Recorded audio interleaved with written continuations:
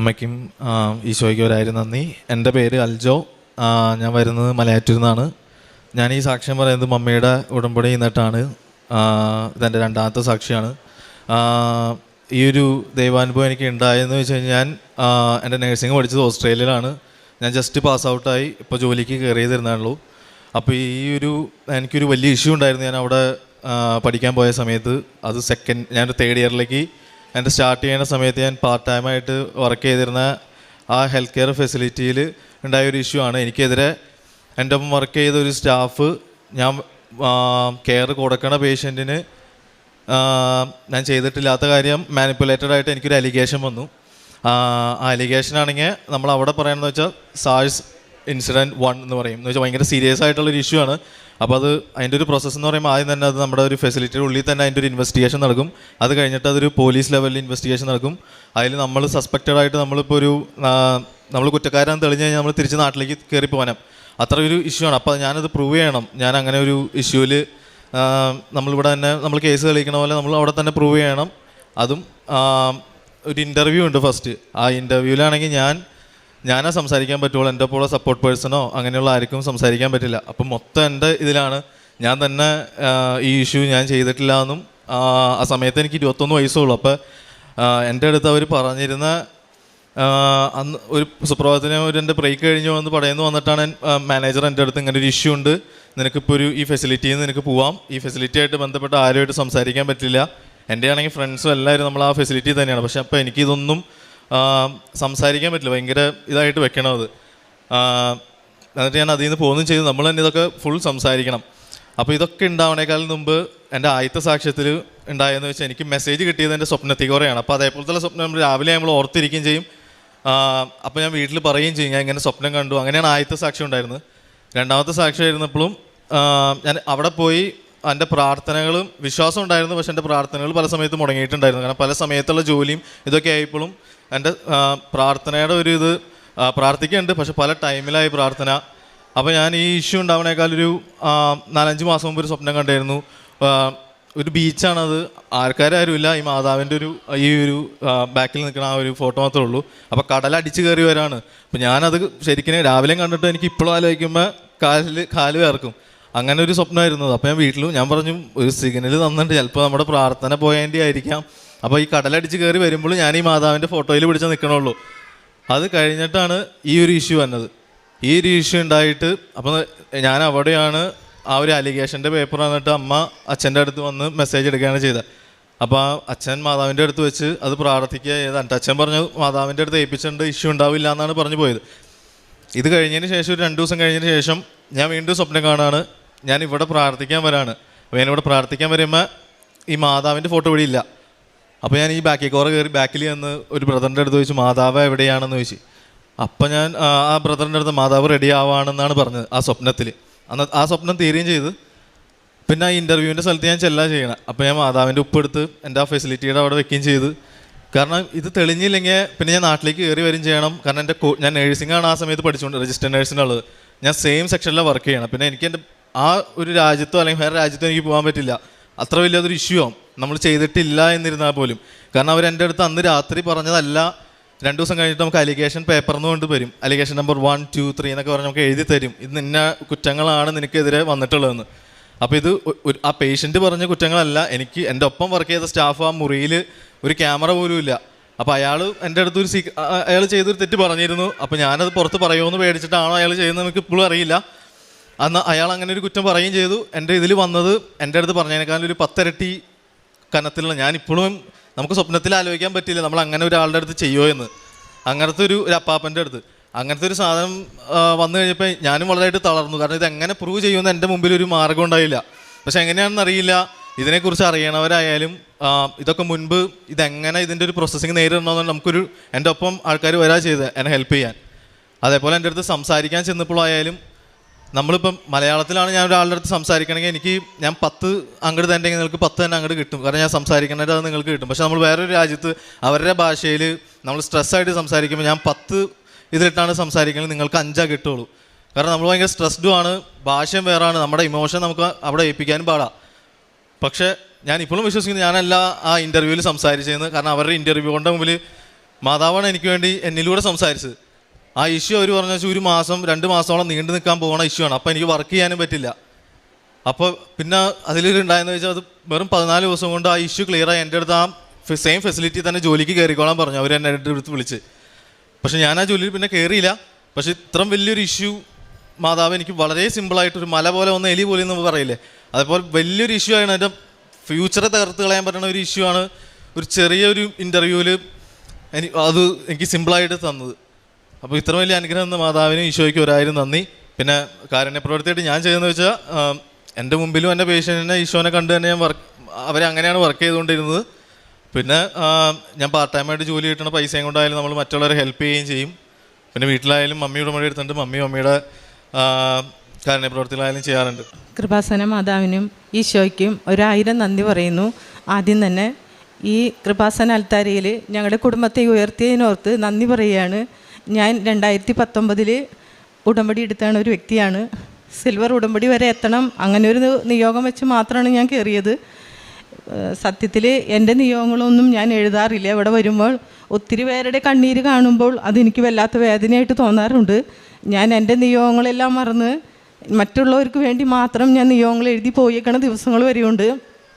ഈ മക്കൾക്ക് വേണ്ടിയിട്ടും എൻ്റെ കുടുംബത്തിന് വേണ്ടിയും ഒത്തിരി വേദനയോടെ ഞാൻ മാതാവിൻ്റെ അടുത്ത് പ്രാർത്ഥിച്ചു ഒരുങ്ങി.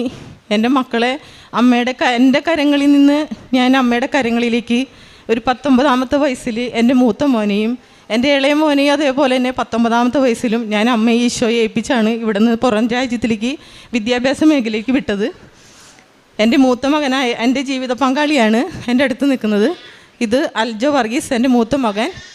ഇളയ ആൾ അലക്സ് വർഗീസ് എൻ്റെ അനിയൻ്റെ മകളാണ് ദിവ്യ. ഞാനങ്ങനെ ഉടമ്പടി കൂടെ കടന്നു പോകുമ്പോൾ എനിക്കൊരു വലിയ താങ്ങാൻ പറ്റാത്തൊരു അവസ്ഥയാണ് എൻ്റെ മോൻ പറഞ്ഞ ഈ ഒരു ഇത്. ഞാൻ അങ്ങനെ എൻ്റെ അടുത്ത് പറഞ്ഞു, ഞാൻ അലിഗേഷനും കൊണ്ട് ഞാൻ ഇവിടെ അച്ഛൻ്റെ അടുത്ത് വന്നു.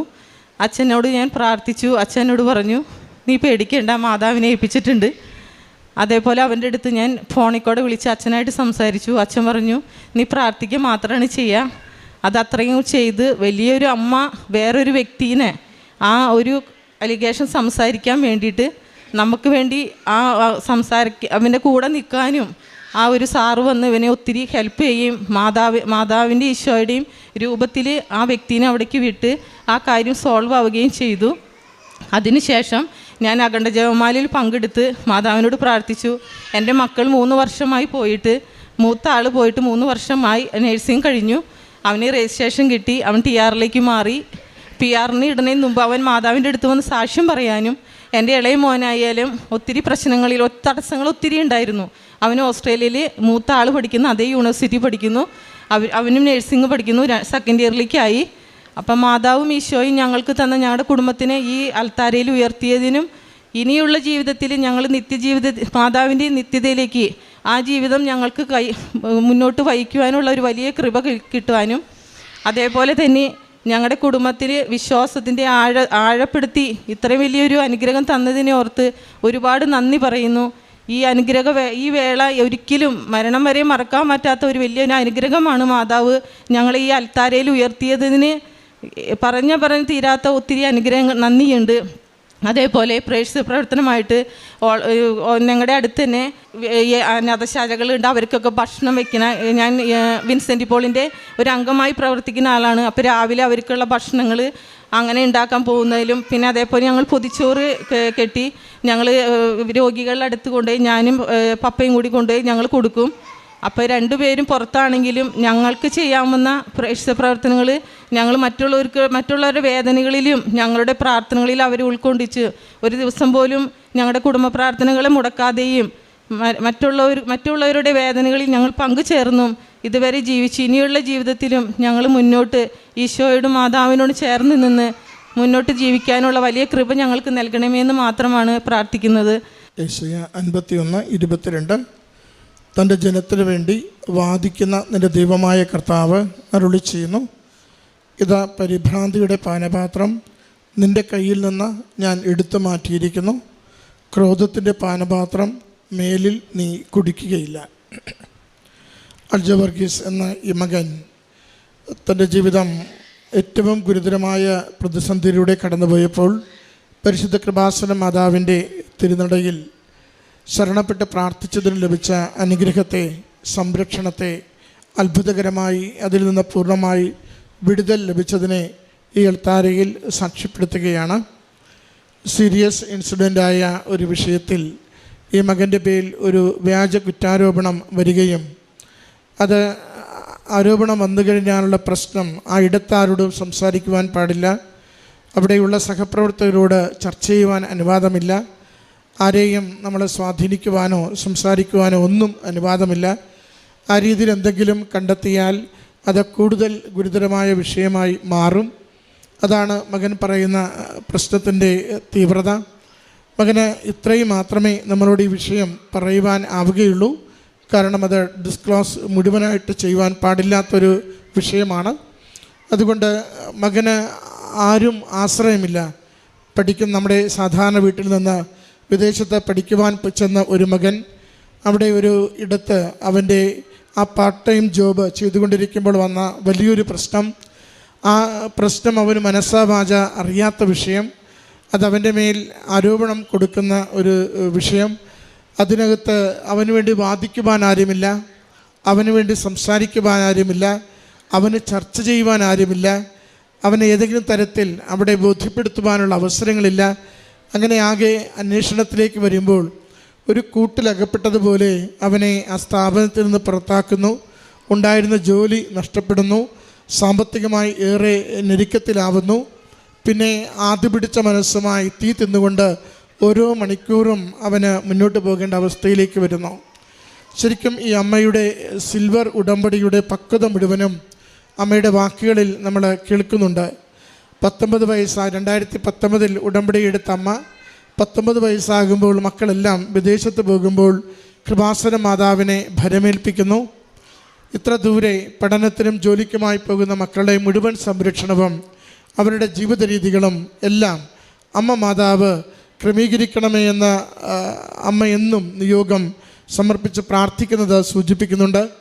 പിന്നെ അമ്മയുടെ വ്യക്തിപരമായ ആവശ്യങ്ങൾക്കോ കുടുംബത്തിൻ്റെ ആവശ്യങ്ങൾക്കോ നിയോഗം എഴുതുവാൻ വേണ്ടി അല്ല ഇവിടെ വന്നുകൊണ്ടിരുന്നതെന്നും അമ്മയുടെ വാക്കുകളിൽ അമ്മ പറയുന്നുണ്ട്. സിൽവർ ഉടമ്പടി വരെ എത്തണം എന്നത് ഉടമ്പടി ജീവിതത്തിലേക്ക് പ്രവേശിച്ചപ്പോൾ അമ്മയുടെ ഒരു ആഗ്രഹമായിരുന്നു. അതുകൊണ്ട് ഇവിടെ വന്ന് കണ്ണീര് കാണുന്ന ഓരോരുത്തരുടെയും നിയോഗങ്ങളെ അമ്മ എന്നും അമ്മ മാതാവിന് സമർപ്പിച്ച് പോയിക്കൊണ്ടിരുന്നു എന്ന് പറയുന്നത് തന്നെ തൻ്റെ ആവശ്യങ്ങളിൽ നിന്നും ദൈവകൃതപ്രകാരം ജീവിതത്തെ ആത്മീയമായി വളർച്ച ലഭിച്ച ഒരു വ്യക്തിയുടെ ഒരു ജീവിതമായി മാറിയതിൻ്റെ സാക്ഷ്യമാണ് സഹോദരി പങ്കുവയ്ക്കുന്നത്. കൃപ നിറഞ്ഞ ഒരു ജീവിതം.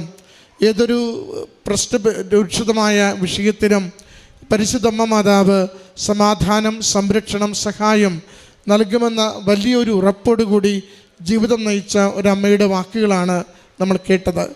മകൻ പറയുന്നുണ്ട്, മകൻ അവിടെ വിദേശത്ത് ആ പഠനത്തിനും ആ ജോലിയും ചെയ്തുകൊണ്ടിരുന്ന നാളുകളിൽ കിട്ടിയ ഒരു സ്വപ്നത്തെക്കുറിച്ച്.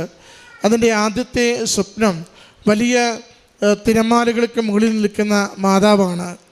അതുപോലെ മറ്റൊരു സ്വപ്നം അവന് ആദ്യത്തെ സാക്ഷ്യം പറയുമ്പോൾ ഉണ്ടായിരുന്നു. അതുകൊണ്ട് തന്നെ അവന് പെട്ടെന്ന് ഇത് അസോസിയേറ്റ് ചെയ്യാൻ പറ്റി, എന്തോ ഒരു കാര്യം സംഭവിക്കാൻ പോകുന്നു. ഇവിടെ കൃപാസനത്തിൻ്റെ അമ്മ സമുദ്ര തിരമാലകളുടെ മുകളിൽ, വലിയ ഉയർന്ന തിരമാലകളുടെ മുകളിൽ നിൽക്കുന്നത് അവന് കാണുകയും അതവന് ഭയപ്പാടാണ് കൊടുത്തത്. അവനൊരു ആശ്വാസമോ പ്രതീക്ഷയോ അല്ല കൊടുത്തത്. അത് തന്നെയാണ് വീട്ടിൽ വിളിച്ച് പറഞ്ഞത്, ഇങ്ങനെയൊരു സ്വപ്നം കാണുന്നു, എന്തോ ഒരു കാര്യമുണ്ടെന്ന്. അത് വരാൻ പോകുന്ന ഒരു ദുരന്തത്തെക്കുറിച്ച്, അവൻ്റെ ജീവിതം നേരിടുവാൻ പോകുന്ന വലിയ പ്രതിസന്ധിയെക്കുറിച്ച് അവന് ലഭിച്ച ആദ്യത്തെ സൂചനയായിരുന്നു. മാതാവിൻ്റെ സംരക്ഷണമുണ്ടെന്നുകൂടി ഉറപ്പുവരുത്തിക്കൊണ്ടുള്ള വലിയൊരു സൂചന അവന് വ്യക്തമായിട്ട് കൊടുക്കുകയാണ്. പിന്നീട് അവൻ ഏറെ പ്രാർത്ഥനയോടെ ഉടമ്പടി പ്രാർത്ഥനകൾ ചൊല്ലിയും ജപമാല ചൊല്ലിയും കടന്നുപോയ ദിവസങ്ങൾ. അപ്പോഴും അവന് വീണ്ടും ഒരു സ്വപ്നം അവന് കാണുന്നുണ്ട്. ആ സ്വപ്നത്തിൽ അവൻ കാണുന്നത് ഈ കൃപാസനത്തിൻ്റെ രൂപക്കൂട്ടിൽ മാതാവില്ല. അതാണ് രണ്ടാമത്തെ സ്വപ്നം. കൃപാസനത്തിൻ്റെ രൂപക്കൂട്ടിൽ മാതാവില്ല. അപ്പോൾ അവൻ ചോദിക്കുമ്പോൾ ആരോ പറയുന്നു, മാതാവൊന്ന് ഒരുങ്ങാൻ പോയിരിക്കുകയാണ്. അത് സഞ്ചാരി മാതാവിൻ്റെ പ്രത്യേകതയായി അവന് കൊടുക്കുന്ന രണ്ടാമത്തെ ഒരു സന്ദേശമാണത്. വ്യക്തമായ സന്ദേശം. അവന് വേണ്ടി വാദിക്കുവാൻ ആരുമില്ല, അവൻ ആരോടും സംസാരിക്കുവാൻ കഴിവില്ല, അവൻ എങ്ങനെയെങ്കിലും അവൻ്റെ ഭാഗം പറഞ്ഞ് ജയിക്കുവാനുള്ള അവസരമില്ല. അങ്ങനെയുള്ളൊരിടത്ത് അവൻ ശരണപ്പെടുന്നത് ആരെയാണോ ശരണപ്പെടുന്ന അമ്മ മാതാവ് കൂടെ വരുന്നുവെന്ന് വ്യക്തമാക്കിക്കൊണ്ടാണ് ആ സഞ്ചാരി മാതാവിൻ്റെ സഞ്ചാരത്തെ കൃത്യമായി സൂചിപ്പിച്ചുകൊണ്ട് മകന് രണ്ടാമത്തെ സ്വപ്നം കിട്ടുന്നു. മൂന്നാമത്തത് അച്ഛൻ്റെ കരങ്ങളിൽ അവർ ആരോപിക്കുന്ന കുറ്റമെഴുതിയ പത്രം കൊണ്ടുവന്ന് ജോസഫ് അച്ഛനെ കാണിച്ച് പ്രാർത്ഥിക്കുന്നുണ്ട്. അച്ഛനത് കൊണ്ടുപോയി മാതാവിൻ്റെ തിരുസ്വരൂപത്തിലും ഈശോയുടെ ക്രൂശിക്കപ്പെട്ട രൂപത്തിലും സ്പർശിച്ച് തിരികെ കൊണ്ടുവന്ന് പറയുന്നത്, ഒരു കുഴപ്പവുമില്ല, ധൈര്യമായിട്ടിരിക്കും, പ്രാർത്ഥിക്കുമെന്ന് മാത്രമാണ്. ഒരു പ്രശ്നം പോലും ഇല്ലെന്ന് കൃത്യമായ അച്ഛൻ്റെ വാക്കുകളിലൂടെ കുടുംബത്തിന് ആത്മധൈര്യം പകർന്നു കൊടുക്കുന്നുണ്ട്. മകൻ പറയുന്നുണ്ട്, അവൻ്റെ ജീവിതം ആ വിദേശ രാജ്യത്ത് തീരും വിധം, നാട്ടിലേക്ക് തിരികെ കയറും വിധം, ഇനി യാതൊരു വഴിയുമില്ലാതെ അവന് തിരികെ പോരുക മാത്രമല്ല, അവനെ പറ്റിയുള്ള ഒരു റിപ്പോർട്ട്, വളരെ നെഗറ്റീവായ ഡാമേജിങ് ആയിട്ടുള്ള ഒരു റിപ്പോർട്ട് മറ്റേതൊരു കാര്യത്തിലേക്ക് പോകുമ്പോഴും അവന് ദോഷം വരാമെന്നൊരു റിപ്പോർട്ട് കയ്യിൽ കിട്ടിയാൽ അവൻ്റെ ഭാവി ശരിക്കും ദോഷകരമാകുമായിരുന്നു. ഈ വലിയ അപകടാവസ്ഥയിൽ നിന്നാണ് അമ്മ മാതാവ് ഏറ്റവും സുന്ദരമായി സന്തോഷകരമായി ഒരു പോറൽ പോലും ഏൽക്കാതെ മകനെ കാത്തുകൊള്ളുകയും അനുഗ്രഹിക്കുകയും സഹായിച്ച അപകടത്തിൽ നിന്ന് പുറത്തു കൊണ്ടുവന്ന് അവിടുത്തെ ജോലിക്ക് കയറുവാനുള്ള അനുവാദം മകന് നൽകുകയും ചെയ്യുന്നത്. പ്രിയമുള്ളവരെ, ചില കാര്യങ്ങൾ നമുക്കൊരിക്കലും കണ്ണുകൊണ്ട് കാണുവാനോ കാതുകൊണ്ട് കേട്ട് മനസ്സിലാക്കുവാനോ പറ്റുന്നതല്ല. കാരണം ദൈവികമായ പ്രവൃത്തികൾ മനസ്സിലാക്കും വിധം ആത്മജ്ഞാനമുള്ളവരല്ല നമ്മളെല്ലാവരും. അതുകൊണ്ട് ചില അത്ഭുതങ്ങളെ നമ്മുടെ ജീവിതത്തിൽ നാം തിരിച്ചറിയുന്നത് വാക്കുകളിലൂടെ ഒരു പ്രതിസന്ധിയിൽ കടന്നു പോകുന്ന മക്കളുടെ അധരങ്ങളിലൂടെ പുറപ്പെടുമ്പോഴാണ്. അവൻ കടന്നുപോയ പ്രതിസന്ധിയിൽ എന്തൊക്കെയാണോ നേരിടേണ്ടത് അത് മുഴുവനും മറ്റൊരു തരത്തിൽ അവന് കമ്മ്യൂണിക്കേറ്റഡ് ആണ്. നീ വലിയ ദുരന്തത്തിലേക്ക് വന്ന് വീഴുന്നു, നീ വീഴുമ്പോൾ നിന്നെ സഹായിക്കുവാൻ ഞാൻ നിൻ്റെ കൂടെ വരും. അതുകൊണ്ട് ഈ ദുരന്തം നിന്നെ മുക്കിക്കളയുകയില്ല, സമുദ്രം നിന്നെ മൂടുകയില്ല, നിനക്ക് ഒരു കുഴപ്പവുമില്ലാതെ ഞാൻ നിൻ്റെ കൈപിടിച്ച് മുന്നോട്ട് നയിക്കും. 3 സന്ദേശവും കൃത്യമായി അച്ഛനിലൂടെയും അവൻ്റെ സ്വപ്നത്തിലൂടെയും അമ്മ മാതാവ് കൈമാറിയിരുന്നു. നമ്മുടെ ജീവിതങ്ങളെ പരിശുദ്ധമ്മയുടെ കരങ്ങളിലേക്ക് കൊടുക്കുമ്പോൾ ഓരോ നിമിഷവും വലിയ പ്രത്യാശയോടെ നമുക്ക് പ്രാർത്ഥിക്കുവാനാവണം.